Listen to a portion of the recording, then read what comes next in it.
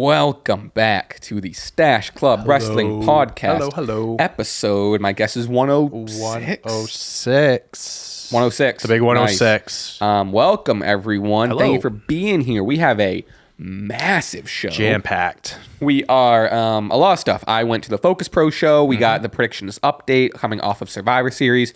And we're talking about all of Survivor Series and then the massive Fallout and then some over on Raw. One of the best Raws All-timer. of the year, All-timer. of the decade. Oh my God. This is, I've been a defender of the 2-hour shows. This is how you put together a 2-hour show. I think it's know? the first few weeks, I think it was like, okay, they're figuring it out still. Now they got it nailed. And the best part, they're going back to 3 hours in a month. Yeah, they're going back just to 3 in time. hours. In 4 weeks, they are. Just when they got it figured out, they're adding the extra hour. But thank you, everyone, for being here. Thank you, everyone who grabbed something over Black Friday and Cyber Monday. Absolutely. We appreciate it. If you missed out on that deal, sorry to say, but there is still stuff available. Shop.clutchpoints.com. T-shirts, hoodies, beanies, all kinds of stuff. We can, if you order it soon. It's a holiday season. Yeah, we can get it to you for the holiday season. What else? Last plug, and we'll move on. We got a Patreon, patreon.com/Stache Club Wrestling. You get this entire episode ad-free and future episodes ad-free, as well as an entire bonus episode where we chat a lot of random things. We talk movies. We answer wrestling questions that you leave us on the Patreon, and a ton of other stuff. Hell yeah. We record it right after this. It's like 40 minutes to an hour long. Okay.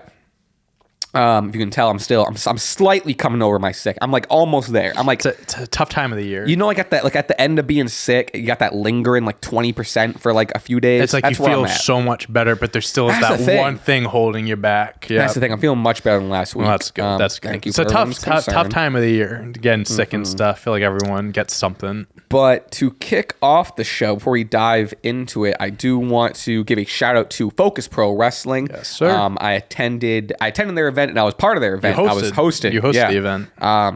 Great time. Shout out everyone there. It's a big family. A lot of people putting on a lot of work, including the venue itself, Widowmaker Brewery in Braintree. Shout out Keith. Shout out Brian at Focus Pro. Everyone else on the back end. And I want to highlight. Obviously, I'm not going to name every single match. We got a show to get to. Yep. But big stuff on the show. We had Hard Work became. They had a four-way conclusion to a tag title tournament that awarded Hard Work the new tag title. It was like this yellow strap. Oh, they introduced the new tag team championships? Hell yeah. Really sick. That's Hard cool. Work deserved it. Let's go. What else? There was a death match, which was wild. Mike Graza defeated Diego in a body bag match. Ooh, okay. That was crazy. That's sick. What else? Matt Tremont and Brian Bayside. Brian Bayside went through a door. That was Classic. nuts. But main event, first of all, Tyree Taylor defeated Desmond Cole to retain the Focus Pro Championship. But then our guy, our GOAT, good friend of the pod, Monty Aries, coming off earlier tonight, faced WWE ID prospect Marcus Mathers. Crazy. In a banger. Crazy. It was a crazy match. So at the end of it, Marcus beat him. And because Marcus is a former IWTV champion, so he's got a little more accolades under his belt. He beat Monty.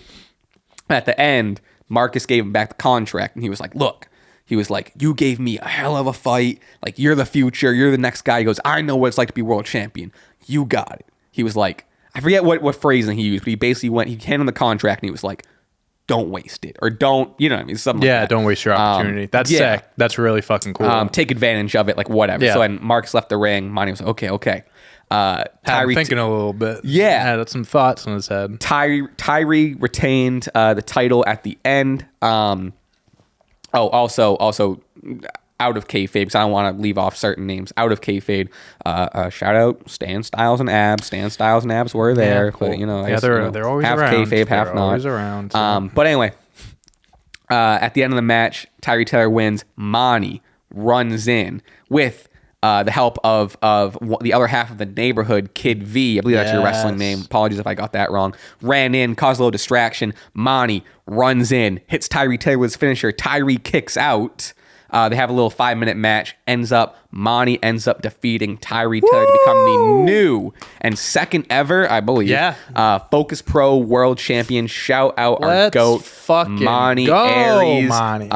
Fired up, dude. Let's go. Fired up. There is no one that deserves it more than him. I mean, we talked about it before the podcast and stuff, just like how he impacted us and how much he helped us with our first match. Like, looking back on that night, like, genuinely, like, Monty, if you're listening, like, we talked like personally after and stuff, but like your advice and you just like being there for us, like calming us down. I was gonna say, getting us level-headed. Like getting us level-headed. Like, if you weren't there that night, if you weren't there, like, it would have, I don't think it wouldn't have gone as well as it did.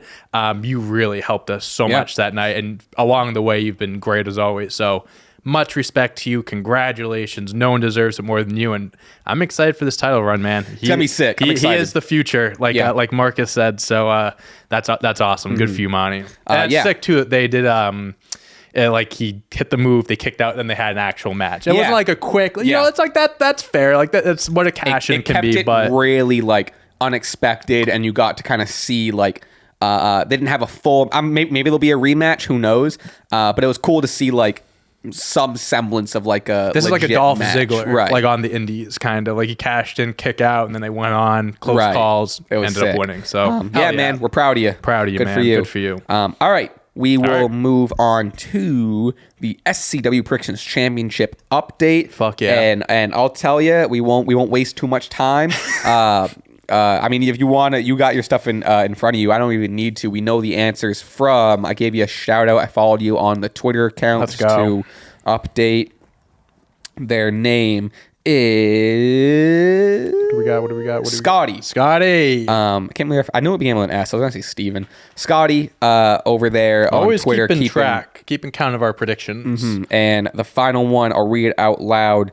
Following yet another hellacious battle inside WarGames, and still your reigning, defending, conquering SCW Predictions champion, Dante, with an 11-point victory. Whoa. Yeah, really? You kicked my... I, like, hindsight's so 2020 with all this, but I was, like, looking back at my picks, and I was like... Why the fuck did I pick this? It happens every single time. 100%. But, like, I picked LA Knight over Shinsuke. And like That's Shinsuke, logical. It's logical, but also like Shinsuke was the returning and character change. I picked Sheamus over Braun, which I admitted was like a real gut pick. But I mean, but like, other than that, the logic. You picked Sheamus because you didn't pick Shinsuke and stuff, so you had reasoning for it. I stood by. I think you even picked Team Liv, right, for the WarGames match. I stand by. I mean, like in terms of like thinking that's what would happen. That would stand by that. To this day, no heel woman's faction has won in WarGames. It's always been the face. I mean, that's why I went with Liv's team. But they even mentioned that on the show. I remember hearing that. Yeah, they were like, there were no. I didn't say heel faction, but no. I don't know, bad guys. Yeah, I guess both face factions won this year. So yeah, all right. Hey, I'll take it. Yeah, congratulations. Back, defenses don't happen a lot over here on this side of the couch. So anytime that I can defend this beautiful championship, I'll be grateful and take advantage of it. And you get a little bit of a break. I was going to say, what do we have next? So technically, next is Saturday Night Main Event. I don't know. Once the card shapes up for that, we'll see how. If there's like multiple titles on the line and it's like a pay-per-view level event, we'll do it. Well, I mean, they have the World Heavyweight, WWE Women's World Heavyweight Champion. They already have 3 World Championship matches announced. We'll see how the card plays out. No, that's a TBD. And I think after that's World's End for AEW, I think. If anything, we'll decide that. Well, if it will happen, it'll be next week. Yeah, for sure. It might not be like that extensive. When is it? It's next Saturday? Yeah, not this coming Saturday. The Saturday. After. Okay, gotcha. Correctamundo. Okay, cool. All right.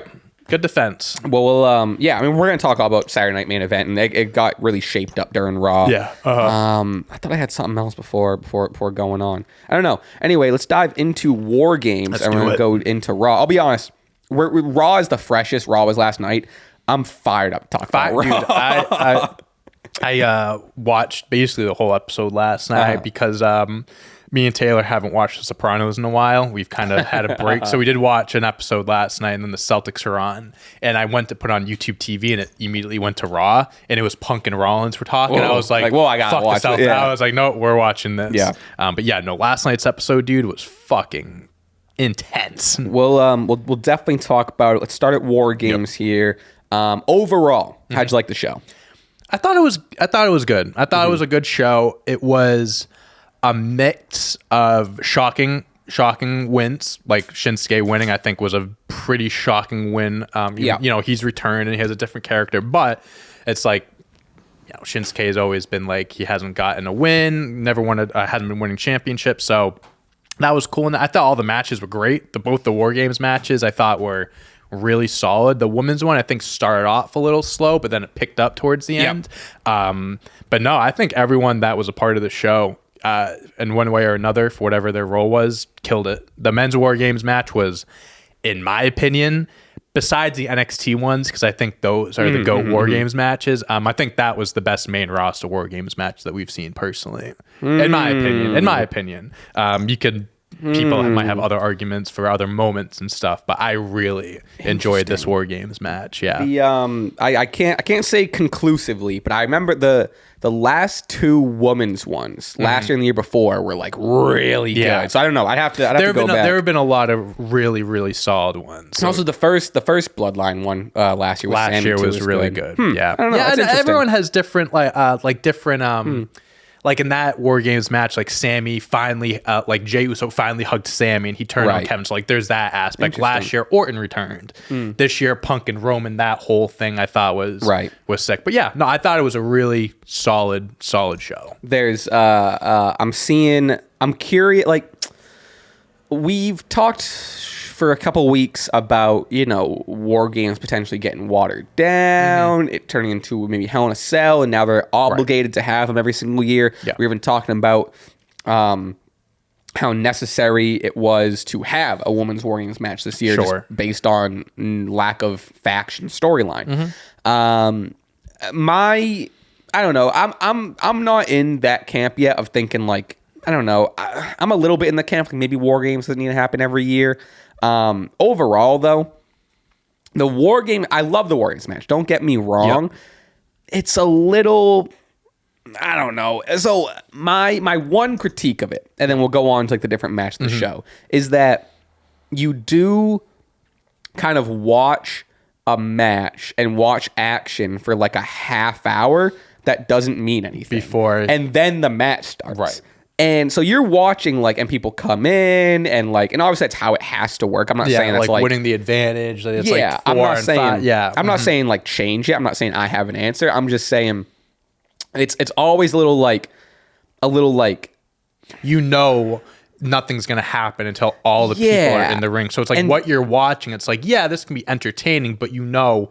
He hits him with a finisher. He's not going to try to. It's not like an elimination. So you watch it for like and that maybe goes that's on. what it is. Maybe there can be eliminations. Yeah, I wouldn't. And then all of a sudden, maybe that, you know, 2 people get eliminated before Roman 3 comes can even. Out, and now it's like 3-on-5 or something. Honestly, I think that would help it. I like that a lot. That could be something. But because you're watching it for like a half hour. Because there's like already 5 minutes in between. That's like 3 to 5. 3 minutes. Yeah, it's already kind of long. And then once everyone's finally in, and those big entrances happen, you're like, okay, here it is, and then they ring the bell and they go WarGames. Well, if you think about it too, like, and then they go for another 15 or 20 minutes, and it's like, holy hell. I was gonna say, even like it really only is like an extra 10-15 minutes of like action with everyone. So it's kind of like when it's a WarGames match, you know it's gonna be like 45 minutes an hour, right? But you know, probably 3/4 of that is not involving everyone. And in that 3/4, you know there's going to be no result. Which can be underwhelming. I get where you're coming from. I think the elimination would fix that for me. I'm really just talking about me personally. Sure, but I think that's a fair. You know, I think it's a fair critique because it is something that can when there's stakes. It can feel like it can drag on at first. And I think that's why, like for me, I think the women's WarGames match was slow at first. Once everyone was in the match, and you get people doing their spots. Iyo Sky with her trash can we'll spot. Talk about it. We'll talk about it. Like those are the parts of the match that we are waiting for and we're looking towards. But the other critique I'm seeing is. Which I see this, and I saw it in both matches, was it's too spot setup heavy. Where like half the match is just like Let me make sure this garbage can is in the right position. Let's all crowd around so we can catch the person. You know what I mean? someone's going to jump off. You know someone's going through a table. You know someone. And again, these aren't. I want to be clear. These aren't all my critiques. It's just kind of stuff I'm You've seeing, been reading up on. I'm seeing for the sake of getting our 2 cents on it. Like the other critique, which I think is kind of valid, is especially in the NXT games. The NXT War Games, there was more urgency when someone was let out of the cage and they would run to the ring, get in the ring, help out their guy. I gotta go help. Every single person, and I would say, arguably, minus the first 2, so I'd say 8 people in every single match ran to the ring, stopped, looked under the ring for, I would say, maybe 3 minutes because they were like, oh, the kendo stick isn't on this side, and they would go, you know what I mean? Yeah. And then they would get in the ring. Yeah, it's like you see, like when it was Roman, Punk, and Sami, and someone's coming out, Roman stops Punk, and then Sami's just standing there for a few seconds, like, all right, I'll go. Yeah. And it's like, but he's taken forever to get to the ring. There's none of that. The Usos are getting their ass. Usos need to help someone, please. Roman, let him go. Stop. Come on. You're all gonna be in the match anyway. Just someone. Please pick someone. Yeah. I get that. I don't think I see where those perspectives are coming from. I don't think I necessarily agree with it because the idea of the War Games match is like, I don't know. That's like what I'm used to. And like I'm the build up to everyone being in the match is like, that's like, it's the build up and you're getting to that point, which I think is like the climax, like the best part of the match. But I'm also in the camp of like, I still don't think the Women's War Games match should have happened this year. I don't think that was necessary for a War Games match. I said it before and that was kind of like, as we got closer, I was like, okay, like storylines, like there's a lot of people like connected here. So like it makes sense that there's a match, but then it goes back to the whole watered down thing. And I believe that a match like that I think it finished great. I think it ultimately was a good match. Those matches aren't necessary inside of War Games. And they still could have done 5-on-5. They're being harmed filling a War Games quota. Exactly. It's just that they've just like made for themselves. And that we don't have to call Survivor Series War Games anymore. Like we don't have to make it revolve around this. Like if it's necessary, do it. Yeah. Like I think one a year is fine if it makes sense. You just can't just throw in more War Games match for the sake of having War Games matches. That's my only sight on that. Again, the matches were great. I'm cool with it, but that's the thing. I don't know. I agree with you in terms of like storyline. It was pretty unnecessary. I do take a hindsight's 2020 approach on it now, where it's like maybe this is a take. I think I enjoyed overall the women's one a tiny bit more. Okay, just.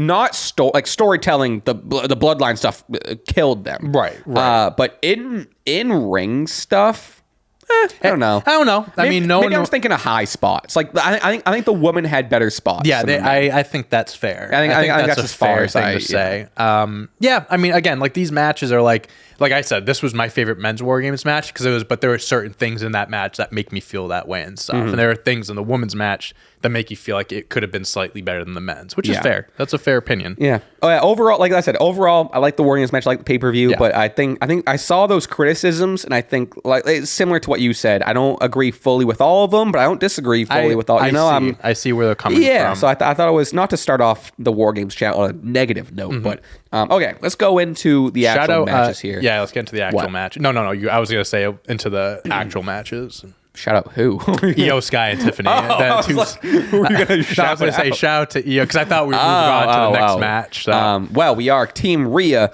does defeat Team Liv. And Rhea's Rhea. The decision makes sense for that case. Did she pin Liv? Yes, she hit. Okay. She hit Liv with a riptide off the top. Table. 1, 2, 3. Yeah, I mean, and at least there was a good finish in the sense of like I ain't kicking out of that. So yeah.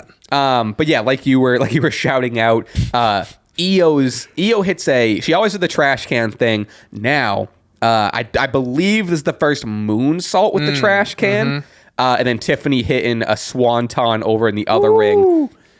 Most beautiful swanton. A highlight of the year. This was crazy. Timing it at the same time. I rewound this like 5 times. That is a hard spot to pull off. The Swanton's unbelievable in itself. Like the Swanton looks great.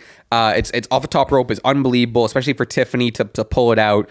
Trash. But Iyo Sky, a moonsault with that's a blind moonsault. Like you have to have so much faith and trust, and not only yourself but the people below, because that you can't like Tiffany had to watch her and be like, okay, I'm gonna go. Because Iyo can't see her. Sure. You know what I mean? So it's like, I didn't even think of that. She's trying to time it with her. So it's like, that's fucking hard, dude. Oh my God. I'd be so afraid of doing a spot like that. I've said it before. I've sung my praise to Iyo Sky. I don't know if it's annoying at this point. I swear I'm staking this claim.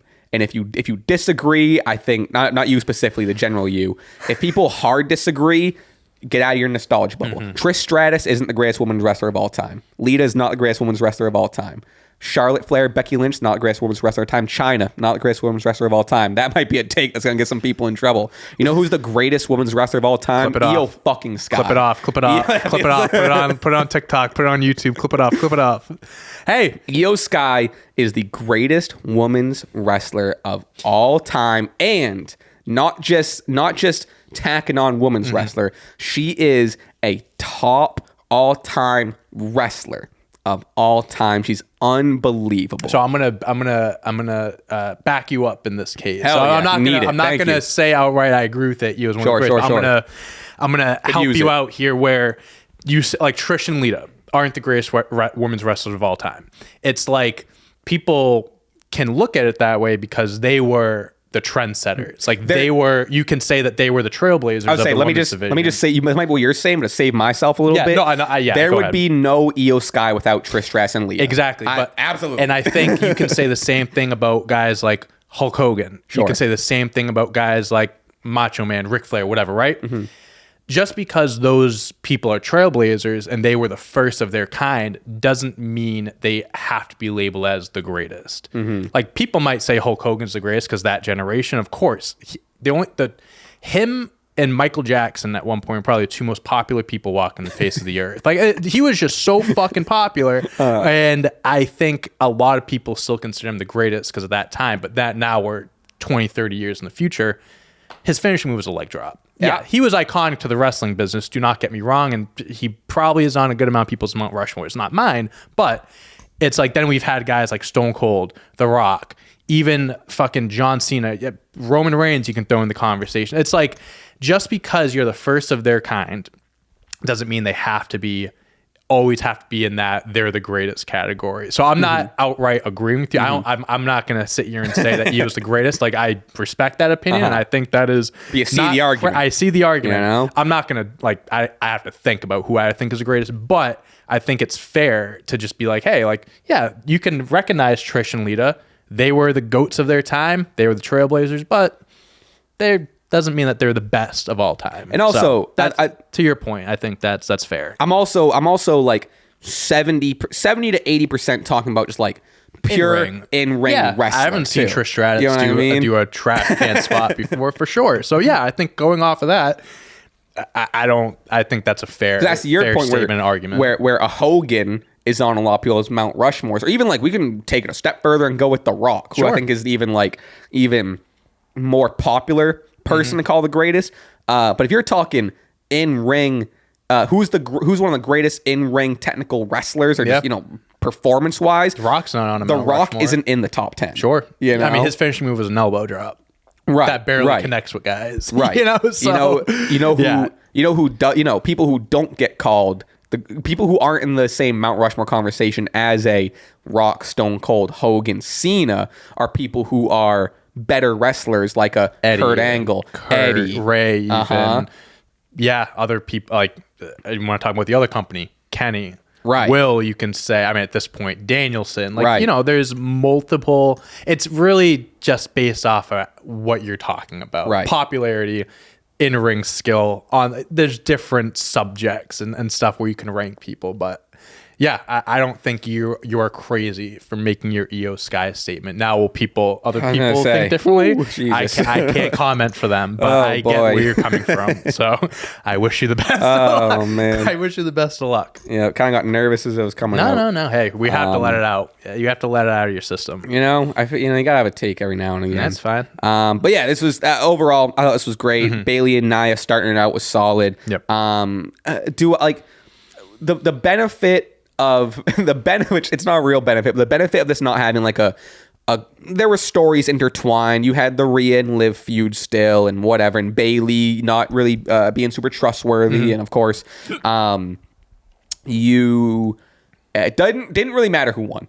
It really didn't. You know what I mean? Yeah, like I think it would have been just as logical for Liv to win, considering that team had both world champions. I had Nia. Right. I liked the tease of Tiffany, almost like Kat, which I thought I'll be honest. I think that should have been the time for them. I think at one point both world champions were down, and it was just like they should have did it. Yeah, that would have been a cool moment. But it would have been like it's never like a cash in during a WarGames match. Like imagine it would have added just that much more if now you can come away from that match being like, first ever cash in WarGames match, and it was like in the middle of the match, title changed hands, and they still had 20 more minutes on the match to go. Yeah. You know, it's kind of like at WrestleMania when they did that the ladder match for both the tag titles. Like Theory and Waller grabbed it first, and then they still had the Raw ones, and those hung up for like another 10 minutes, so they kept going. So Tiffany could have won it, and then they just kept. It would have been fun. Yeah, it would have been fun. But yeah, other than that, I think it was solid. Some really good spots. I mean, it's hard to get past the Swanton moonsault. That was, I think that was the high. That may have been the highlight of the night. I was going to say, I think it's a highlight of the year. Sure. Speaking of that, I was putting a lot of thought last night into the Stache Awards. Oh, fuck. They're coming up. They are coming up. I was putting thought in more to just like a presentation, how we're going to do it. I got some off-camera stuff to pitch to you for it. All right. I can wear my suit. Well, that's definitely part of it. Yeah, that's definitely part of it. Yeah, so I'm excited for this. Everyone start. This is the kind of it's a warning now. Start kind of mulling over match of the year, wrestler of the year, spot of the year. Did we have someone like people? We had fans fill out a form or something like that. So we're gonna do. I'm gonna put it out. Wrestle World's End is too late. I'm gonna wait until Saturday night's main event's over. Fair. And then I think I'm gonna because there's some big match like Kevin and Cody, a big match. Yeah. So I think after next week, I'm going to put the form together and send that out. So I'll give everyone like a week to fill it out. Yeah, fuck it. And then I'll close it. We miss World's End. We can count it into next year. We'll have... that's what it is, right? That's what it is. Yeah. But yeah, so that's exciting. So cool. Yeah, keep in mind for that. And like the reason I brought it up, because like between...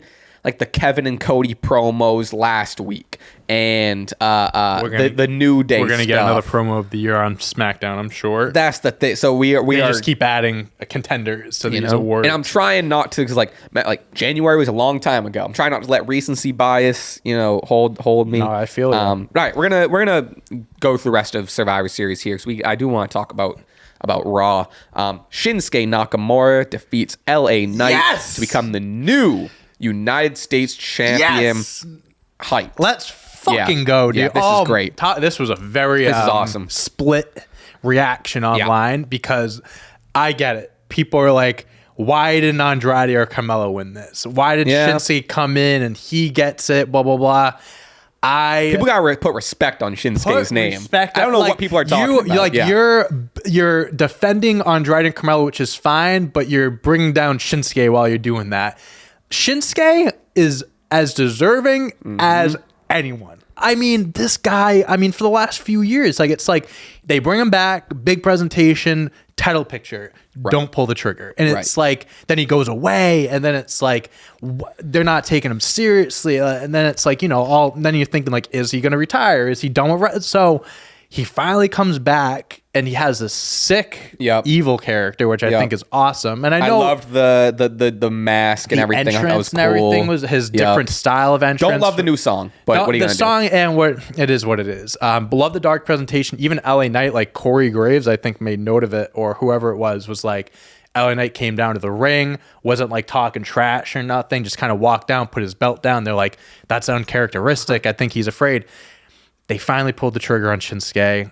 I am so hyped. I think people, I guess, have been bored with LA Knight's title run towards the end of it. I guess they've been kind of like all right, let's move on to the next one. I don't know if that's really a case of like Carmelo and Andrade kind of having the spotlight for a little bit, but I enjoyed his reign. It was like 100 and I think it was like almost half a year. So I think it was a good reign. And it was, it's a shocking win. So I saw a different interpretation of the LA Knight entrance that I thought was interesting. And I hate to read into like, what was going through and real life stuff, but like someone had put the video of the entrance on Twitter, and with the claim, I think this is a reply to it, a claim of like LA Knight maybe having a little, backstage swing or having an ego. Again, not my words. It's just what people online are claiming. And it was the same thing with like Cody at 39, where people were like, during his entrance, it's like, oh, you can see he's sad. Was gonna lose. You can see it in his eye. Mm-hmm. So people are claiming that like that's why LA Knight was just walking straight to the ring and was mad or didn't care, hence why he dropped the title. And which again, I don't know. I don't want to put too much stake into that because that's not the show. Yeah. But I thought it was interesting. Yeah. I mean, you're losing a belt. I mean, like it's all, it's a business. It's his first title too. Of course you're going to be sad. Yeah. I mean, who wouldn't be? But like it is the business side of things. I mean, there's always going to be new champions. You're not going to hold on to the belt forever. I don't think I think I lean more towards the side of like that was more of in the storyline than it was like a backstage thing. Also because I haven't really seen anything about that, but I don't know. I just think they're playing part of the story. Yeah. Shinsuke's new evil villain, and he took advantage of LA Knight. So plus we're not here to make claims of like so and so has a big ego. Of course he didn't want to drop the title. Who would it? No, I just saw it and I thought it was interesting. But regardless, Shinsuke, new champ. I don't have much to say other than basically reiterating what you said of hyped. I'm excited for this next wave of Shinsuke. Yep. Do I still want him to get a world title? Of course. I don't know if it's happening. Probably better chance that it's not than it is. Unfortunately. So I'll take what I can get. Absolutely. And this is great. He's being presented like a big deal. To round out what we were talking about people like not giving Shinsuke the flowers and whatever. I don't, people like Shinsuke's washed. Dude, Shinsuke is this. When I tweeted about when they first announced the match and I said Shinsuke should win, the amount of people that were like, why would they give it to a wash Nakamura, 2024 Nakamura? It's like, brother, respect the man's name. Come on. I just don't see the hesitation and the giving up before he's even started or restarted. People come back and go. You know how many times like Randy Orton has come and go? Is Randy Orton as good as he was in 2007? No, but it's just like there's a difference between washed and just not being on TV and stuff. Yeah. You know what I mean? It's like, he hasn't, they said on SmackDown it was his first match in like since April or something like that. So it's like, and you can have lulls in your career. And then have a fired up career again. And you know what I mean? It's all about storytelling, and it's about putting together the right story. And in this case, like, it kind of did get quickly put together, but it's not like Shinsuke is this debuting new star that's like, where'd he come from? It's like, Shinsuke's been in WWE since 2016. Yeah. He's an accomplished wrestler, like worldwide. This shouldn't be a shocking thing for him to win. Nothing in that match showed me a check. Was it one of Shinsuke Nakamura's all-timers? No, it wasn't match of the night, but it didn't. Nothing in that match from Shinsuke's performance showed me that this was a checked out or half-assed Shinsuke Nakamura. Or like, he shouldn't have won that match. I don't know if this will be a good reign. No, I didn't get any of that either. I'm fired up. And hey, and if 3 or 4 months go by and we get a lackluster Shinsuke run and he, phones it in half his matches and whatever, then sure. Then we can talk about that and be like, you know what? Like, we were pretty optimistic about it. But to be so off on him and be like, well, he sucks now. It's like, okay, well, that's his first match back. First of all, he doesn't. But also, we haven't wrestled in 6 months. He could, for all you know, whatever his next feud is, could be the best match of Shinsuke's career. You know what I mean? People are saying him and AJ should run it back when AJ comes back. I'd love that. So possibilities are endless. Shout out Shinsuke. I will move on to Braun Breaker retaining the Intercontinental Championship against Ludwig Kaiser and Sheamus. Bro, this match was this was great. This was fun. Ball. Braun Breaker. It's almost not to beat a dead horse here.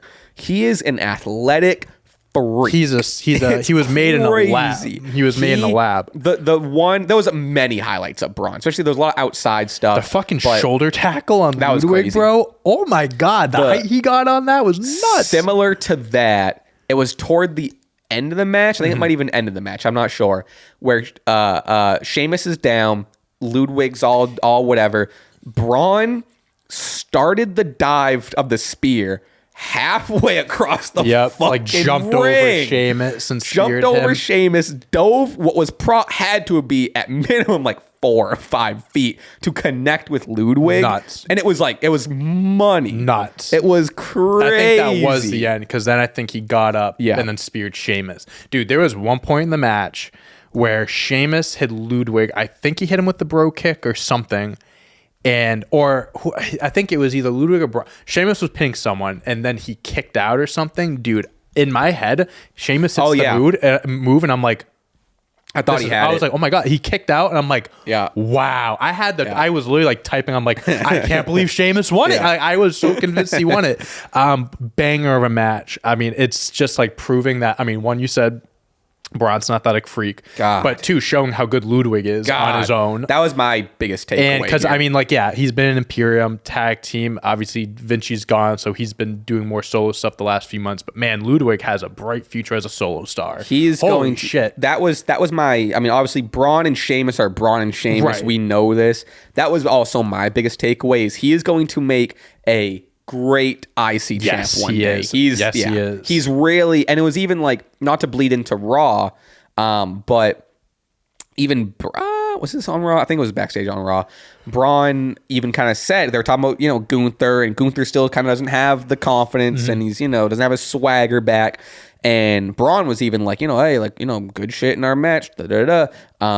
You might want to start, departing yourself from Gunther, whatever. So it was even like there have been a few. They've been kind of planting some seeds the last few weeks too of Ludwig and Gunther going their separate ways. And this was the prove it standout breakout performance by Ludwig. Sure, like we knew he was good. We knew whatever, but like this was the big stage title match of like. And he held his own. This on was, a Big this Four was pay-per-view great, too. Dude. Big stage for him. No, he delivered. Dude, insane match. There was one spot too where Braun on the outside of the ring, I think he was going for a spear or something, and he went right into the corner of the announce table. They've been doing corner spots. Like Rhea on Rhea Raw did it also. with her dude, I saw that and I'm like, that. Like, obviously he was fine, but I'm like, that could have been just bad. Dove into he it. Just he just threw his body into it. Like, he didn't care. Yeah.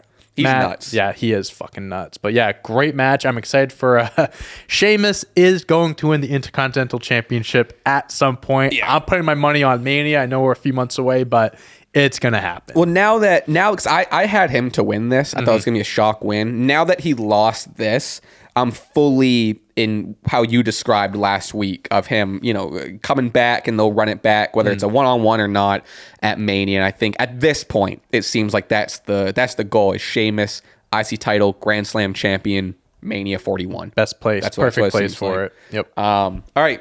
Gunther. This one I don't know. This one we can whatever. Yeah. Gunther defeats Damian. Man, you know what? I just kind of got like I saw this happen. Like my soul left my body, and I kind of saw what just happened. You know what we just did? What did we just do? For the first time in a long time, we talked about a Gunther match and went whatever, we can skip that, whatever. Yeah. That like it's a shame. That like took me. That hurt. That hurt to do. Man, Gunther. I was just saying. Gunther defeats Damian Priest. The match was with Finn Balor interruption. Like, the match was fine, but I just hate the Finn Balor Damian thing. I'm honestly over at this point. Yeah. Like, Finn costing him again. I mean, like, if Rhea's done, which she's not done with Judgment Day stuff, but she's like, her focus is just on Liv. It's the title and Liv. Yeah, it's the title. And Damian is just the title at this point. Like, he's done really with I mean, he beat Finn. It's, I don't know. I mean, I wasn't thinking that was going to happen because I just thought this is going to be a one-on-one. Gunther's going to get his swagger back, whatever. And then neither happened. Gunther also didn't come out of this. Back. I think so I hate the ending because I get it. Like, you're, I guess, protecting Damian, but like by doing that and continuing the Damian Finn thing, and I guess Finn's in the world title picture now, so like that's that. But like, which I'm happy about. That. But like, Gunther still looks like a bitch.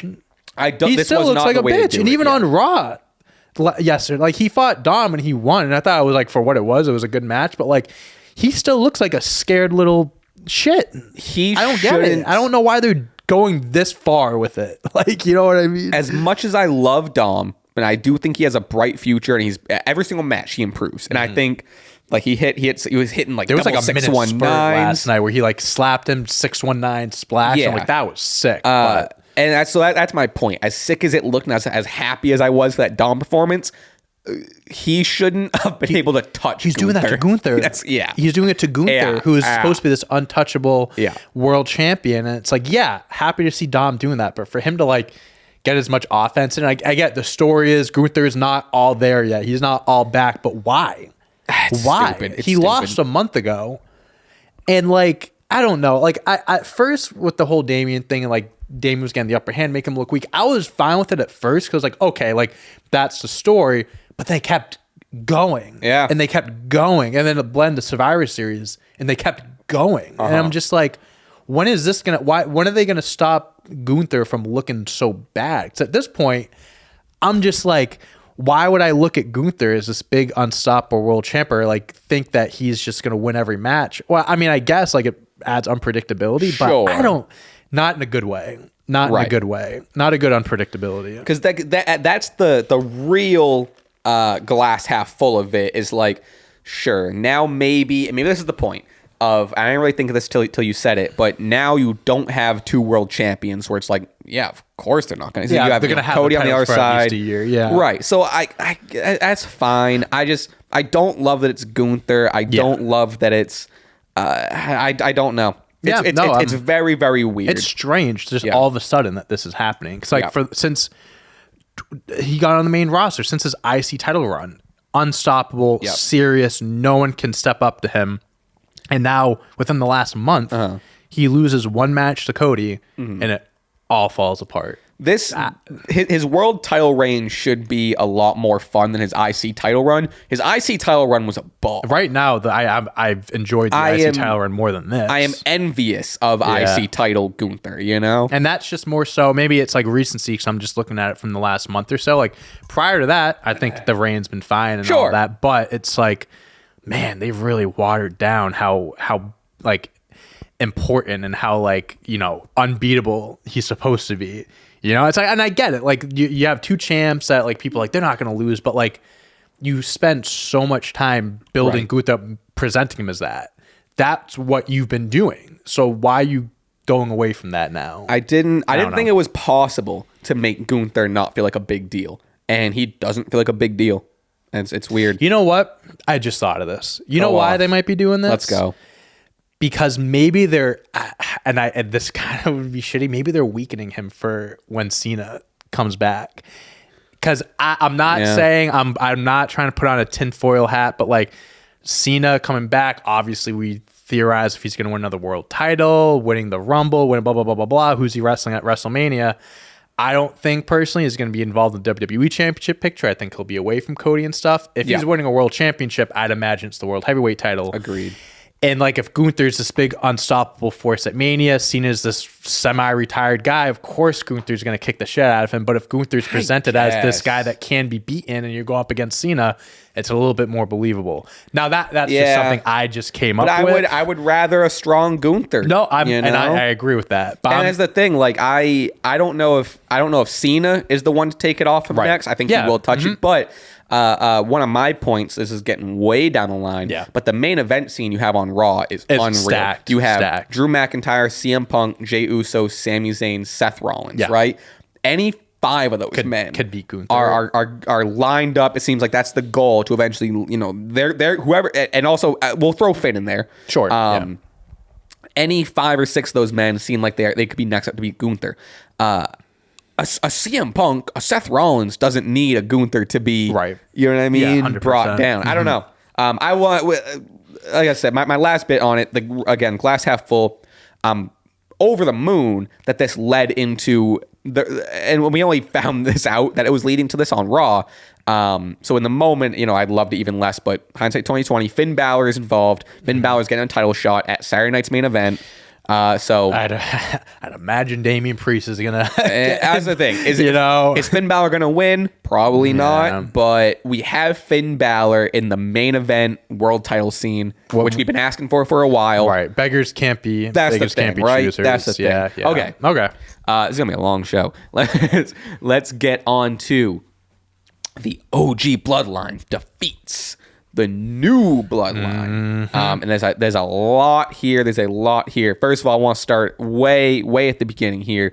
We didn't mention it. I think they came out. I don't know if they came out at the time of last week's recording, but the Madden, not Madden, but like the NFL sports or college, whatever it was, they intros. Put that out like the day before or something. Maybe. Yeah, something like that. Sick. That was a nice touch. Nice touch to it. No Yeet University. Sami Zayn. Uso Penitentiary. What did CM Punk?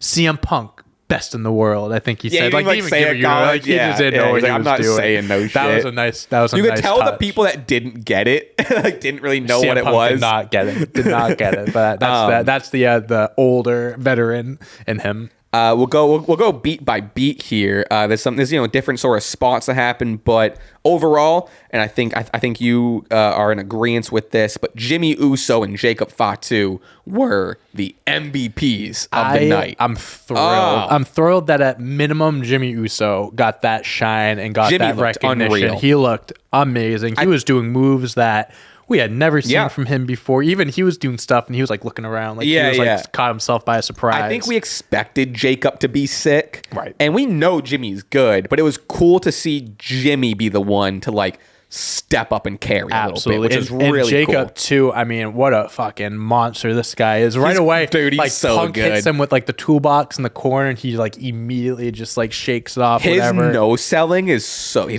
does like and there was a spot too where he tried doing his moonsault where he jumps off the ropes and he slipped, and he played that off. Obviously didn't mean to slip, but like the way he played it off, like people are like, oh my god, he's hurt. Oh my god, I was nervous. And that happened. Dude can sell his ass off. What match was it? It was months ago, and he hurt his leg. Yeah. People were like, he's done. He's in a boot, but obviously he's so good at that. Dude, I think he is one of the best, if not the best sellers. Yeah, he's in the great seller. He's so good at it. But yeah, seeing those two, obviously the big names like Roman, CM Punk, Jay, Solo, like seeing these two guys step up and being the MVPs, like that's what I feel like that's kind of like not the point of the match, but like you have all these guys involved. For sure. You want these lesser known, not known, but like not as big names getting their flowers, recognition, having their moment. So very cool. A couple other, I'll just kind of run down some beats I have and we'll kind of talk about it all. We got Bronson Reed, who also looked pretty great, seemingly shattered his ankle. Both, maybe. They said it could be both. Jesus Christ. Yeah. Which like the tsunami, the tsunami spot was great. Man, is that scary. Holy shit. I mean, you have to land the way he did because you're so big. You just land flat on that guy. Like, I don't know how much you can protect. You know what I mean? So in a situation like that, people were comparing it to the Adam Copeland jump, kind of legs first. Similar, but I think it was a little less noticeable that he landed. Yeah, like I didn't know. I didn't notice at first, personally. When Edge hit the ground, I instantly went, his leg's broken. His leg is fucked. Yeah, 100%. But yeah, that spot was crazy. Even Jimmy, again, he got to the top rope and was like, turns around, just climbs. That was like the moment visually of Jimmy stepping up because he was on the top rope, gonna jump into the table, and Sami was like, it was almost like am I that guy? Like, Yep. like, am I? And he broke his toe on that spot too. He broke his fucking toe. I found that out jumping off the top and breaking their fucking ankles and toes. Yeah, so Jimmy ends up climbing up to the top, hits an Uso splash through the top, found out in the presser, everyone's being silly, Jay's walking off with Punk, and he goes, also my brother broke his toe. and Jimmy starts like dancing, he starts doing like and then Jim was like, yeah, I broke my toe. Happy birthday, Naomi. Happy birthday, my wife Naomi. Yeah, so funny. But yeah, man, they put their bodies on the line. So and that's good. why I think too, like those additions, like seeing Jimmy get that shine, seeing them like obviously accidental, but like risking themselves for those spots, like that's what takes it over the edge for me, and that's why I think of it like that was one of the best WarGames matches I've ever seen. And then talking about the other guys, yeah, the next biggest piece of it that we have yet to talk about, we had a lot of Punk and Roman tension. They had tension in the cage. I thought it was a lot of good storytelling just outside of the ring in general. Just Roman stopping Punk from going, Punk kind of passing Roman by to take his spot, sweet ass time, which like was funny. I think it's another step of storytelling where like Punk wanted to get that kind of like not lick, but get his 1-2 on Roman, right? And then he, I'm going first, and then he gets to the cage and his whole team's down. He's facing Bronson Reed, Solo, or like basically the whole team. He's like, He was like waiting outside, which he ended up grabbing the toolbox, giving himself an advantage. But it was a little funny thing of like, sure, all right, you wanted to go next. You know what I mean? Yeah. And at the end, Punk and Roman did shake each other's hands. There was a lot of play on, especially toward the end of Punk, kind of reminding everyone and Paul that like, hey, I still got my favor. Like we shook hands. We have respect. Him and Roman. Or you say, I'll call you, or I'll when I need that favor or something like that. But the favor is 100%. Getting him to the main event of WrestleMania. Yeah, right? We'll bleed into the beginning of the Raw segment. But in general, just to finish this up, we had the cool shot of OG Bloodline throwing up the ones, Punk with the So it was a cool ending. And you know what? No Rock, and they didn't need it. I didn't need it. Some people weren't happy, but yeah, I'm not one of those people. I didn't need it. We said it. If he showed up, of course, we're going to be like, fuck, that's The Rock. That's sick. Yeah, but in this case, and I love it because they dragged on the end. It was like the match finished. They really did. They slowly walked out. They were standing. So it's like getting people like, now it's happening. Yeah. Now it's like, I liked how they dragged it on to get people thinking that way. But no, you don't need him. The Rock's coming back. When The Rock comes back, he just finished his promo and press stuff for Moana 2. So his schedule's cleared up now.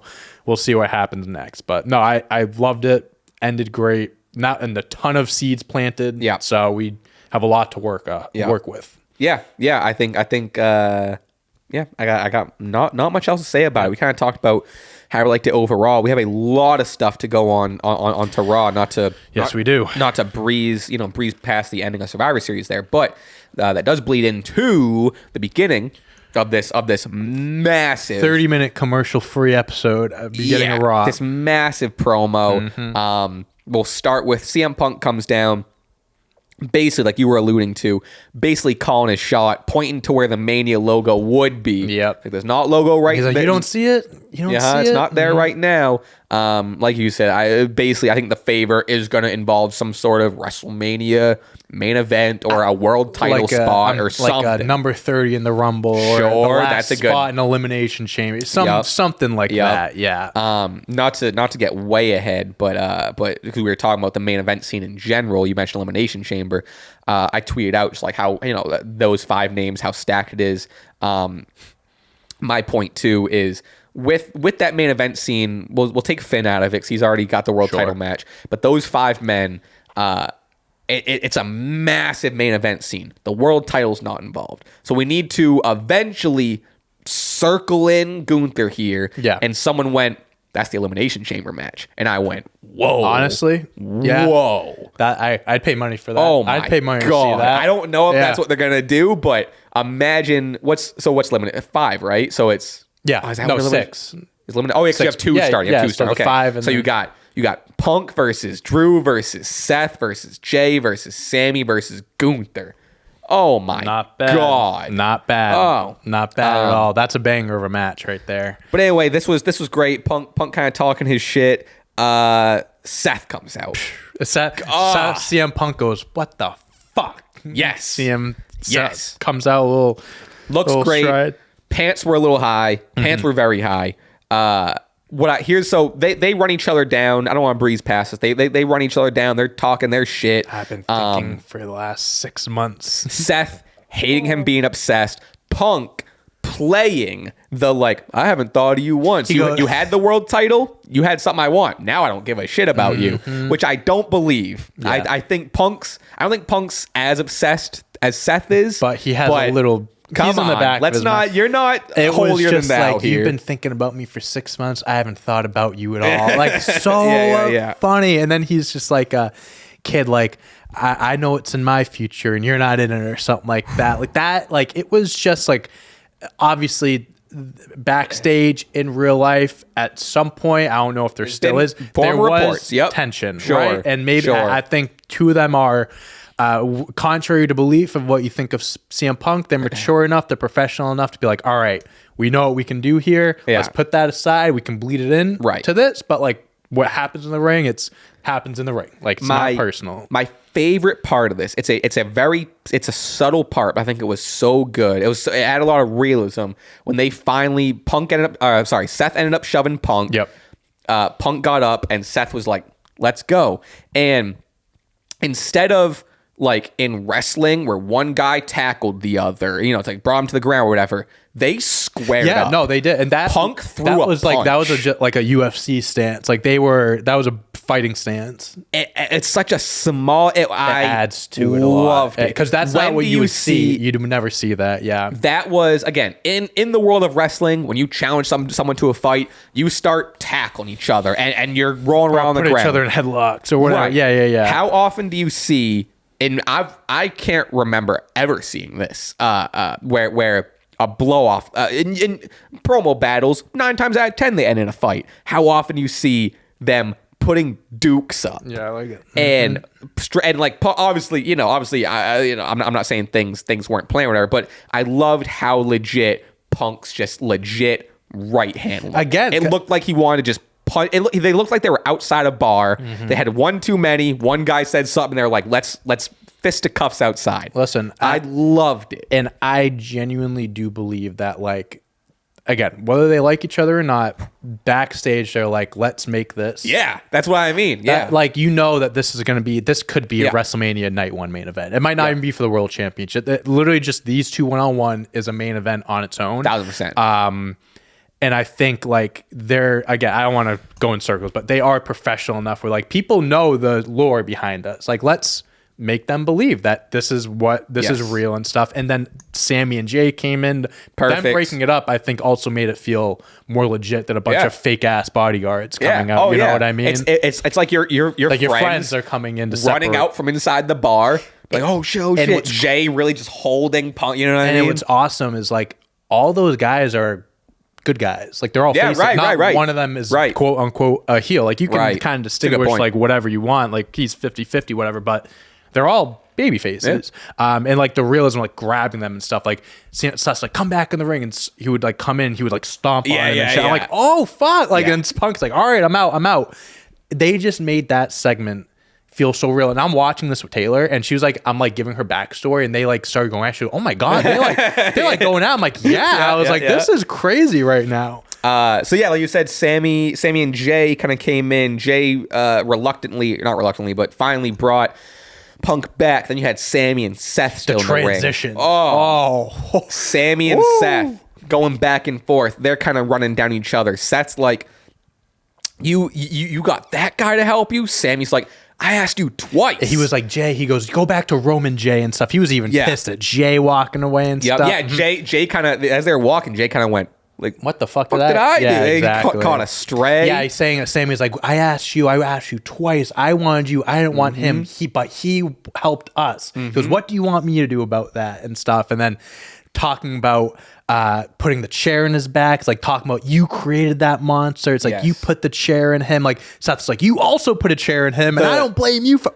the details. small details, the 10-year storytelling, the interweaving of like, yes, Sammy's a good guy, but Seth is like, but you fucking went with Roman. He's like, you think you're family with them? He goes, me and you came up together. Right. Because we went up the streets together. We went through the indies together. It's like, me and you came up together. It's like, we're family. We're brothers. Even just making note, and it's something that we brought up every single week, Seth, which a lot of this, it did a lot of good things. It put on Mike a lot of like the details that like people might have missed, right? So like, Seth, them mention, they did it was art. What am I trying to say? It was artistic almost how they kept the intensity, whatever, while also catching everyone up, And it was all like valid points. Right. Like, and I love it. It's like we're getting a lot of them now, but like the heels, like Drew, Kevin, Seth, because Seth, I think, is getting into that kind of turning heel. It seems like it. They're justified. Right. Everything Seth's saying, why would I team with him? And Sammy's like, well, you made that. It's like, yes, but like, I don't want anything to do with Seth was never wrong. Neither was Sami. But like, it was just at one point, Seth was like, am I going crazy right now? Like, am I, what's happening right now? He made the note I like that he made was, he goes, Roman never apologized. He never apologized to you. He never apologized to Jay. He did all this shit. He has no remorse. Changed. Right. Yeah. Which was like, again, that's one of those things that I made where it's like, so valid. He, in the same way of coming across in the promo, he also caught the audience up to speed of like, hey, remember, he didn't apologize. He didn't whatever. Hearing the crowd go, whoa, or like respond to those little jabs is like amazing. You already mentioned it, but the chair in the back and the you created him, which has been the speculation of that's where they were going for weeks. And again, finally putting it on paper of like, you created him. Seth being like, I know, like I know the sins I had. He goes, I don't. He's not happy he did. I paid my due, whatever. Yeah. And then the turn of, and you're giving me shit for putting a chair in his back. You're a hypocrite because you did the same thing. He was like, he called him selfish. He goes, no, it's your naivety. He said naivety, and I'm like, is that a word? I didn't know that was a word. I'll let it pass. Didn't know if that was a word. I'll let it pass. But no, they fucking were going. It was so good. And again, like, Sammy's this nice guy. Right. Everyone loves him. And for him to like take jabs like that and like take the jabs from Seth and give it right back. And then Seth is like, yes, he is a face. Mm-hmm. He's coming off in a justified way, but he 1,000% is going to be the heel in the CM Punk Seth Rollins feud. It's just going to happen. I believe we didn't touch on it. Jey Uso got attacked backstage before the Seth Sami match. It's in there. It's in here somewhere. It's in there somewhere. We'll get to that, but there's a lot of things going on now. Great start last night. Yeah. Fantastic start. Yeah. That promo, Kevin and Cody, Kofi and Xavier last week, fucking Seth, Sami, and Punk this week. All promo of the year contenders. Really good. All promo of the year contenders. Unreal. Which I did kind of chuckle when like Wrestling World came back into it, where they're at each other's throats, and then at the very end it was like, well, let's settle this in the ring. There wasn't like a real reason for Sami and Seth to fight, but they're like, he's like, you got a problem, let's fight tonight. So that's what you want. You got it. Yeah. This was money. We could go on about it. This was unreal. So something that wasn't as good, IMO. Liv and Raquel defeat Damage Control. I'm really not sold on this Liv Raquel pairing, honestly. No, me neither. I don't really. I mean, the whole Judgment Day in general, I think is just like so washed at this point. I hate it because at one point they were so like WrestleMania time, obviously when Priest was in there, and it was just they even without Rhea and Damian, they found legs for a little bit, but it's like that momentum that died down, and it's just got boring. Yeah, they just got boring quick. Rhea ends up coming out, saving Iyo and Kyrie from post-match beatdown. Raquel, we kind of mentioned earlier, Raquel sent Rhea eye first into the corner of the announce table. Oh, crazy spot. Raquel and Rhea is set for next week's Raw, as well as confirmed for Liv Morgan versus Iyo Sky for Liv's world title at Saturday night's main event. It's not going to happen, but I want Iyo to win so bad. I mean, so they could, but I don't know. Again, this is great for Rhea and Liv and blah blah blah. I'm kind of getting over Rhea and Liv, but you snuck in a world title match. I mean, Io's been the number one contender for a minute, but you have the world title match, and Iyo looked unbelievable in WarGames. She was the MVP in WarGames. She's the afterthought in this. She's an afterthought, and also just like that, she didn't get pinned. Kyrie took the pin, but like still, she didn't look good. Needing saving from Rhea, I don't think so. Like, she's the number one contender. She's fighting the world champion on not this Saturday, next Saturday. She didn't look great.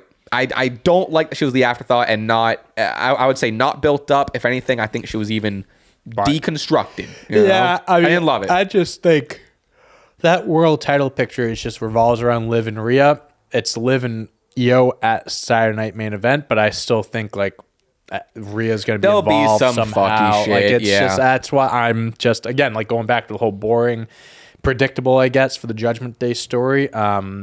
And I like Liv's title run. I do too. I just think she needs to move on from Rhea. I'm talking about the Judgment Day like that. But yeah, Liv's title reign I think has been fine. I don't think it's been the best title reign, but I don't think it's been bad by any means. Agreed. But it's just she's just attached to Rhea. It's like she can't get away from her, and I would love to see her separate and just like move on and then run it back. Iyo, why does Rhea have to be involved? Right. You know what I mean? Like, how long could you be upset about losing Dirty Dom? Like, you know, all right, you got to get over it. All right, you got Buddy Matthews at home, Rhea. All right, come on. But yeah, something I liked a lot better though. Dakota Kai, defeats Shayna Baszler and Katana Chance to advance in the U.S. title tournament. To the moon, baby. Yeah, I mean, this Zelina's still in the tournament, right? Yeah, she's going up against. She's in a tough bracket. She's facing Lyra and someone else. Why you look that up? Yeah, I will. Obviously, great. Like Dakota Kai was the choice. She looked great. But if you weren't sold on Katana Chance in this match, she was unbelievable. She was a standout. I think she knew she had something to prove. She looked so good. I think this, like, to me, that looked like she might not be in the first crop of people to win the U.S. title. Right. She'll be in the mix. in the next cycle, you know? Right. She's unbelievable. So we have so this is who would be facing Dakota, this matchup right here. Okay. Zoe Stark, Raquel, and Kaden Carter.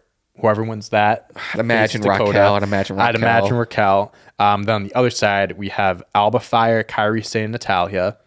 I honestly can see Natalya. It'll probably be Natalya. I hope Kairi. I could see all three. Sick. I could see all three of them. Who's the first name? Alba Fire. I can see all three of them. Maybe Kairi or Natalya. I think Natalya because veteranship and stuff. Then the other one, Ivy Nile, Lyra Valkyria, and Zelina Vega. It's a tough matchup. I think Zelina very much so should win and make it to the finals, but they had a video package for Lyra a few weeks ago. I don't see Ivy Nile going. No, she's gonna be the one to take the pin. Lyra's been a handpicked person for a while, and they've been kind of like hot and cold on her. Right. I hope it's Zelina. I think Lyra's got a bright future. Listen, I think it's Zelina's time. If I think either one of those women could win, and I'd be fine with it because I think it's like. They're both deserving, and I think, you know, you could argue Zelina might be a little bit more deserving, been on the main roster a lot longer. But no matter what, whether Zelina wins or loses, I think with the introduction of these titles, she's going to get her hand on it very soon. It would be sick if she did win the outright tournament initial one, but I would honestly rather her lose in this round than go to the finals and lose it. You know what I mean? As much as I would love Zelina versus Dakota. Like, all right, at least we get Lyra. You know what I mean? Yeah. So it's still a great option. Okay, buckle up. Oh, boy. 10 years of the New Day segment. Buckle up. I got a lot of notes here. I got a lot of beats here. First of all, which I'll give you your time. I know you kind of caught some heat last night. I saw a tweet. A little bit. But I'll give you your green light. But let's go through the stuff. Into it. Yep. Okay. 10 years of New Day segment. First of all, off bat, I'm curious what you here have to say. Apparently you hated it. Kidding. Kidding. This was an all-timer for me. I think this was one of, I'm just speaking for myself, I think this was one of the best executed heel turns. There was a lot of unexpected stuff. I everything about it, I think, was an all-timer. We're going to be talking about this at the Stashies, or at least I am. I know how much you hated it. No. I didn't hate it. I'm just kidding. We can cover the beats. Okay. Woods and Kofi tease a breakup. They kind of go through their whole shtick. They show like, a video this package. Not your fault. And it was like, hey, we just want you to know this isn't your fault. It was like parents divorcing where it's like, it's not you guys. You guys didn't do anything. You guys were great. It's just mom and dad. That was funny. In an effort to rectify things, as predicted, but I think still very surprising. Big E makes a return. He comes in. Great reaction. He's trying to. He was like taken back by the response and stuff. He comes in. He says, "Hey, trying to mend things." He goes, "You know what? Like, no, like you guys don't fight. Like I'll be you guys' manager. So like every single week, I'm gonna be by your side." And I thought that was it. I was like, hell yeah, we got Big E ringside. He's gonna be on TV every week. That's great. That's what we wanted. Exactly. Woods comes out critical of E as expected.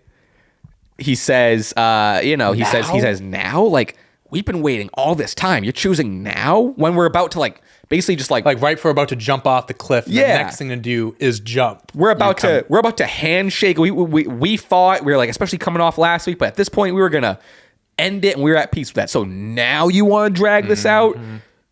My jaw dropped when Kofi Kingston spoke up. And when I forget exactly what he said. That was the unexpected part. When he was like, when he backed Woods up and was like, yeah, man, like, here you're trying to do this.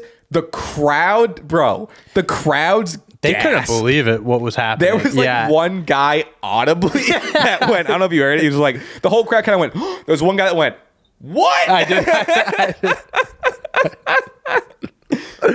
I did hear that. Was money. Oh, what and here's the thing. Just unexpected, and just the way they did it is just so unique, and we've never seen it before. They swerved everyone. Yeah, because we were even talking about it. I was definitely on the side of like, no, they're gonna stick to the book. Woods is gonna turn heel. Correct me if I'm wrong. I think you even speculate whether it was your own speculation or not. We're kind of saying like, hey, I wouldn't. What if Kofi is the one to turn? Or you know what I mean? Or he turns. They both. Yeah, right. I don't think anyone 0.01% expected them both to turn heel, be it that both turn heel on Big E. And then mentally like break down Big E. Like not physically. And when we finish everything, I'll get to where I'm coming from. But swerve. Dude, it was a mental beatdown, that segment. Like you just felt so bad. They told E that he abandoned them for his cushy desk job, his new girl, and he's been making excuses. He's like, I've been getting MRIs, I've been having appointments. What do you mean, man? What do you mean? The standout line, I think it was Woods that said it. The standout line, which I was cracking up. You broke your neck. So what? So, dude, they just like. So I think that may have been a tiny part as to why I'll get into it how I felt the way I did. But for them to just be like, who gives a fuck that you broke your neck? Yeah. Austin came back. Angle got a gold medal with it. What about you? You're so big. You didn't even get surgery. They mentioned Edge too. They mentioned Edge. Edge. They were like, you didn't even get surgery and stuff like that. It's like, you're so big and strong. Why aren't you? And then you say what you were going to say. I was just going to say, Woods is like, I tore my Achilles off the bone, and I came back at 9 months. And he got surgery. He's like, I got surgery. And he's like, what? Like, what are you saying? I get, if there's going to be a critique, I get this. Because, like, they needed to play it in reality. Sure. They couldn't change. Everyone knows he has a broken neck. Everyone knows he's wasn't cleared. They couldn't make anything up. So they kind of just needed to use what was reality. So in reality, breaking your neck is a valid excuse to retire and never leave your bed. Absolutely. So they need, but like, so I understand them. They it's what they had, so they needed to be like, and they ran with it. Yeah, they needed to kind of make it look realistic about like broken neck. So what? And they come off as huge fucking assholes, which is like that's what they were trying to accomplish, and they did it. Big Xavier said, we didn't basically blame it. He called E a burden. He says, we didn't evolve because of you. The reason we didn't do it is because when you finally came back, you would have something familiar to come back to, and we would still be here and we could continue on. But basically saying you never came back, you've been wasting time, you've been leading us on, you've been a burden. So because we've been waiting for you, we haven't been growing, you've been holding us back. And just seeing like they kept cutting to Biggie and just his like expression. Bro, he was starting to sweat. I was like, this dude's getting hot right now. Scrambling, just be like, no, come on. And like I've been trying. Man? What are you saying? Yeah. And then at one point, like they were like, I think it's the next. You can lead into the next part. They don't accept Biggie back. He's really trying to make amends. Kofi just that part right there when he pushed him off. It was just like they don't love you. Like, wait. Heartbreaking. Just heartbreaking. They go, he leaves the ring. Woods and Kofi in the most dramatic fashion just look at each other and go, "It's just us now." Do the and thing.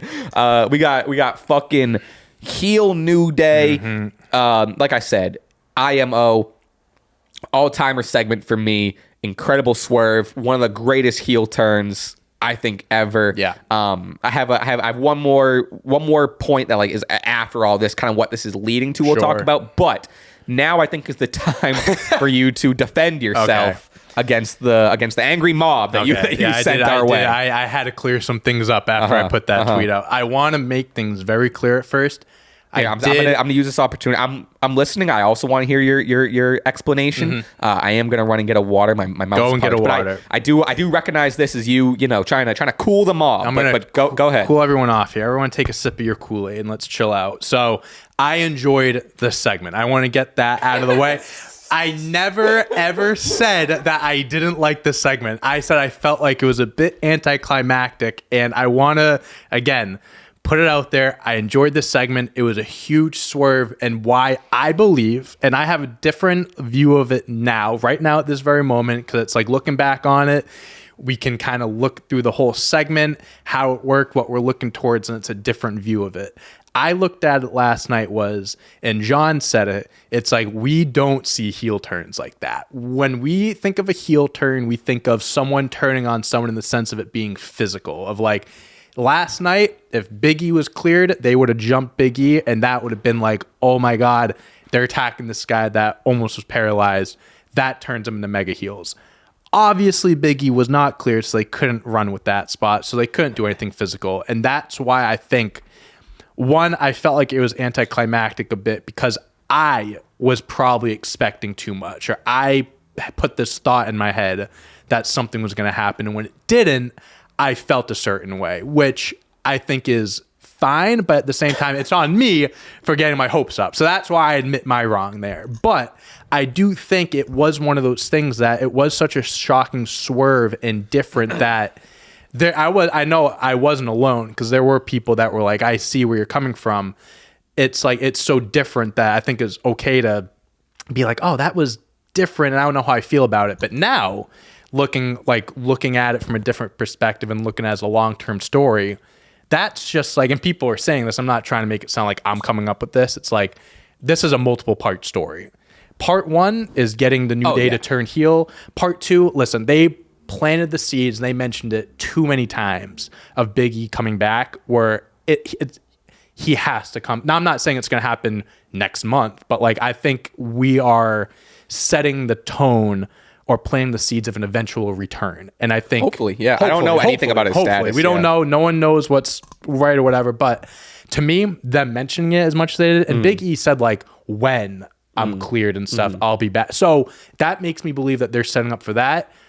This next story, heel New Day, they do their thing. I love the idea of a heel New Day. Yep. I think that they should be next in line for the tag team titles. I would love for them to get their hands on it. Overcompensating. Well, I think I honestly, I just want everyone but the Judgment Day to have the belts at this point. But I think looking towards the future, I think the segment accomplished everything that they had to do. You feel bad for Big E. You send him off and hope that he's going to come back soon. And we hate Kofi and Xavier for not physically beating down Big E, but mentally breaking him down. Because it was like these jabs. It's like, he broke his neck. Why are you being so harsh on him? Like, he broke his neck. Like, you don't, like, whatever. So they made you feel something. Mm-hmm. And that's what you're meant to do. You're supposed to feel something, and they did that, and it worked. So it was a fantastic segment. I want to say, I never said I hated it. It was a fantastic segment. I think just in time after it happened, I was like, I thought something else was going to happen. But that's on me. Just want to put that out there. So I can't wait to talk about it at the Stashies in a few weeks because it will be, I'm sure, a part of both of our contenders, whatever. But yeah, unbelievable segment. It just added to the whole one of the best episodes of Raw in recent memory. It was a big part of it. So there you go, guys. There you go. I didn't know bicycles could go backwards that far. I'm teasing you. We believe you. That's all right. I gotta cover my tracks somehow. But yeah, I think you put it. I think you put it well. The last bit I have on that though, and someone again, not my 2 cents, but we've seen in the past, seems to be a theme. Kofi and Woods turning on their family. Doesn't seem like it's going to sit too well. You know who hates people turning on their family? Would it be the Wyatt Six? I think so. Yeah. Yep. No, that will definitely be a thing. When they're going to have Wyatt Six Final Testament and The Miz next week. They announced that match. Sick. So I don't know if that will be the conclusion to that feud or whatever. Hopefully. But yeah, man, opens the door. I mean, they fall right in line with what the Wyatt Six hate and who they go after. It's going to happen. Someone also mentioned, and this is like future projecting, but someone also mentioned now the Usos are back together. Face Usos, heel New Day. Oh my God. There's a lot of possibilities. Jesus. There's a lot of possibilities. Yeah, I mean, heel New Day, we haven't seen them. I mean, we've seen heel New Day before, like 2015, 2016, but we haven't seen we haven't seen a heel New Day in a long time, but like this type of heel. We haven't seen earned heel New Day. Asshole New Day. Yeah. Mm-hmm. All right, we have a few more things and we'll wrap up the show before we get into the Patreon. We already talked about Gunther Dom. We can honestly skip that. We talked about backstage Braun Breaker kind of, getting in Ludwig's ear about Gunther not being himself. We got Finn did end up attacking Gunther after his match with Dom. Adam Pearce made Finn Balor versus Gunther for the World Heavyweight Championship official for Saturday night's main event, as well as alluding to the tag titles being on the line next week. As Finn and JD do not defend them, Adam Pearce was like, let's talk about those titles. At least I'm happy at least they're having it involved in the story and they're making note of it, of them not defending the belts. You know what I mean? All right, and we'll move on from that. Backstage, you mentioned earlier, Jey Uso was seen post being attacked. Sami is pretty immediately convinced it's Seth. That leads us into Seth Rollins versus Sami Zayn. Quick notes here, quick beats, and we'll kind of get into it. First of all, high emotion match. Yeah. Not the longest match. It was the match on the end of the show. It was cool. It was fine. Sami is about to seek revenge on Rollins at the end via a chair. Seth stops him. He's like, wait. Like, it wasn't me. Obviously seek revenge on Jey being attacked. He's like, it wasn't me. He even takes one last opportunity to throw CM Punk under the bus. Did you ask Punk? Yeah. That was funny. Sami ditches the chair. Seth Rollins hits him with a roll up, which I really liked. I liked it. Yeah. I liked it because it was like all this chaos is happening and Seth is like, let me just fucking end this match because holy shit. Let me just end the match. Yeah. Boom. Sami was all in turmoil. Logical. Sami let his guard down. Seth says this was good. He said something to the effect of like, I love your heart. Yeah. But like you have to use your brain or something. Like, what was the exact quote? Like something like, you have a big heart or something, like you mean well, but like you're not thinking. Right. Something along those lines. And then just to cap off an already monumental Raw. They had it on Sami's face and then you could hear the crowd. I'm like, what the fuck? Drew McIntyre runs in with a hoodie. Claymore on Sami. Revealed, obviously, Drew McIntyre. So sick. Not confirmed, but alluding to Drew is a good chance. Drew was the one that maybe attacked Jey. Sure. Unconfirmed. We'll find out next week. Could still be Punk. Could still be who else? Could be Sami. Yeah, could be Sami. Could have been Jimmy. Yeah, no, could have been Jimmy. We'll start this whole. Start the whole. Oh, that would. It'll be good if that leads to like a Jey Jimmy at Mania. Oh, yeah, and they just it's a lot of super each other for 10 minutes. Yeah, cool. But to reiterate, to end the show. Again, my biggest takeaway is this fucking main event scene now with Drew coming back, which was out of nowhere. I don't know. Yeah. CM Punk, Drew McIntyre, Seth Rollins, Jey Uso, Sami Zayn. Fire. Wow. I mean, like, oh my in God. my head, I was thinking, Are you like, crazy? Drew's going to come back at the Rumble, like, give him some time, whatever. Hey, man, I mean, Netflix is around the corner. They probably want him back for, like, that premiere episode, so I get it, and get him back in the main event scene. What a fucking ending to Raw, man. So unexpected. Crazy. Completely unexpected. And I said the last few weeks, bro, we have been spoiled with some of the best. I feel like the last 2 weeks of Raw have been like two of the best episodes. Yeah, they've been going crazy in recent memory. Yeah. That Netflix deal is around the corner. So you can few more smell weeks. it. You few can more smell weeks. it. But yeah, sick show. With that said, that is the show. We're going to hop over to the Patreon, patreon.com/Stache Club Wrestling to get an entire bonus episode. We're coming off. Oh, yeah. We didn't even mention we're probably going to chat a little Thanksgiving maybe. I hope everyone had a good Thanksgiving. Hope everyone had a good break. Happy post-Thanksgiving, everyone. Been Saturday since Wednesday. Dude, so the last few weeks, like when I was in Disney, it's like when you're on vacation, days like that. Yeah. And then I came back and then we're right back on like a short week, whatever. So confusing. Yeah. So confusing. I feel like, well, I'll save it for the Patreon. But again, head over there. You get ad-free episodes as well as the bonus episode. But I'm not gonna keep selling you. Thank you for being here. We appreciate it. And check out merchandise in the description. Please. And you get it. Okay, thanks for being here. Peace. My high school class was pretty tight. It was only 100 or so kids. We were pretty tight. There was less than 80 in my class, so I get it. Has professional wrestling ever made either of y'all cry? If so, when? That's not a match that you can waste on The Rock and Cena. We've already seen that. I'm curious how I'm gonna feel in 2 months, but I could see this being maybe my favorite Kendrick album.